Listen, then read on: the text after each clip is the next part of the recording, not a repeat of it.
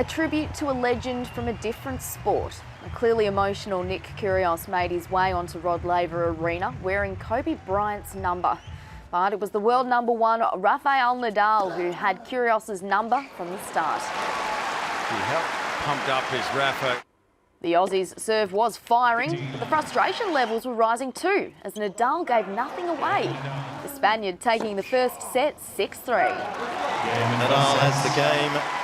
Kyrgios getting further and further away behind his baseline.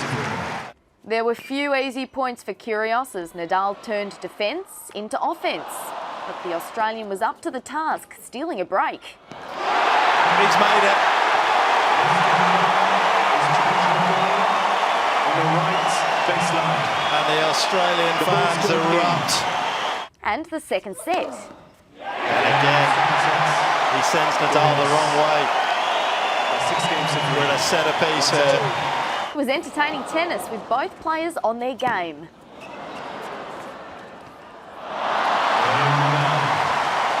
Well, the wizard against the magician. Nadal's intensity was high, even by his own standards, frustrating Kyrgios at every turn.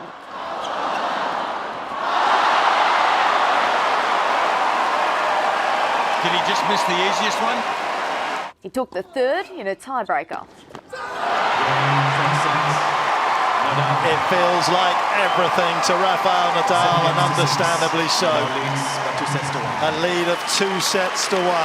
An exhausting first week had taken its toll on Kyrgios as Nadal kept turning up the pressure. Kyrgios fought to the end, taking the fourth to another tiebreaker, but there was no denying Rafa's march to his 12th Australian Open quarter-final. Nadal. 3 sets to 1. What a night for Nadal. What a night for Nick Kyrgios. Nadal the victor, but Kyrgios can hold his head up high. He came to fight arguably the toughest competitor the sport's ever seen. When he's playing like today with this positive attitude, he gives a lot of positive things to our sport. So I encourage him to keep working like this because he's one of the highest talents. The last spot in the women's quarterfinals was up for grabs on Margaret Court Arena. 30th seed Anastasia Pavlyuchenkova taking on the 17th seed Angie Kerber.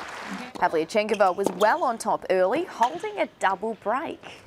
That's too powerful. Pavlyuchenkova. New balls, please. Off to a great start here in this fourth round. 5-2 double break first set.